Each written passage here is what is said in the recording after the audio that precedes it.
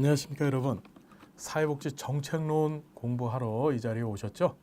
자, 사회복지 정책론이 뭘까요? 그리고 사회복지 정책론은 어떻게 구성되어져 있습니까?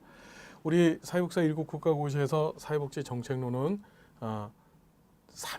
3교시에 보는 첫 번째 과목입니다. 그러니까 첫 번째 영역이죠. 그렇죠. 예, 문제는 역시 25문항이죠. 그렇죠? 예. 많이들 어려워하시는데 어려운 과목이 절대 아닙니다. 사회복지 정책이라 함은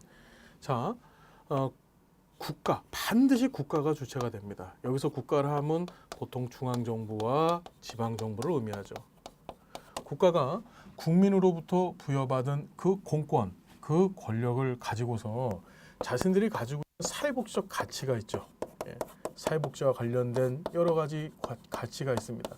이 가치를 국민들에게 어떻게 실현시키는 일련의 정치적 행위, 이것을 우리는 사회복지 정책이다라고 얘기를 합니다.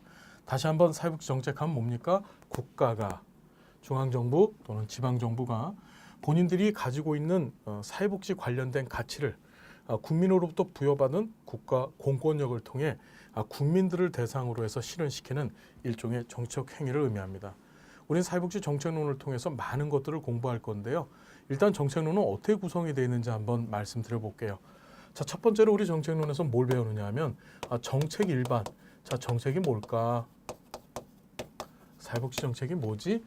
그래서 정책이란 무엇인가에 대한 얘기도 나누고, 그리고 정책이 어떤 이유 때문에 만들어질 수밖에 없었는가에 대한 이론들도 공부하게 될 겁니다.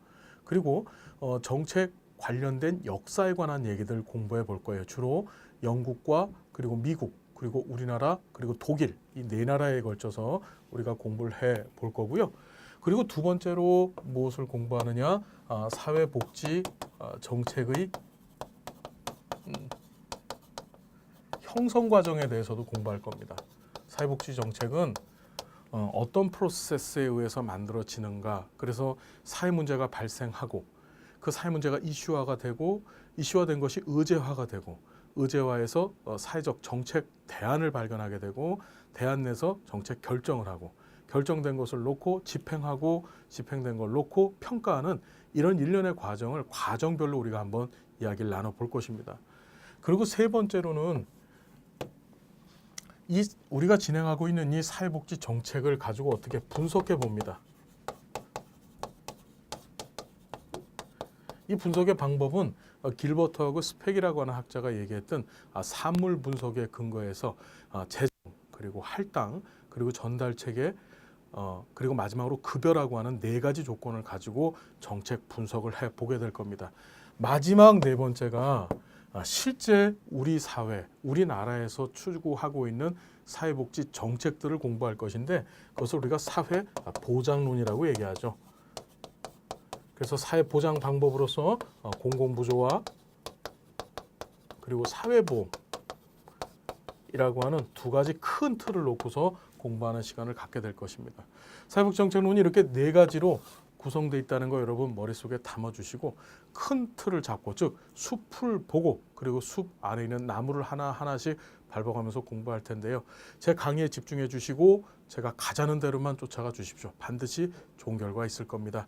여러분 행복하고 즐거운 수업 시간이 됩시다. 그리고 최선을 다해서 꼭 목표를 이루는 시간이 되셨으면 좋겠습니다. 함께 해주셔서 감사하고요.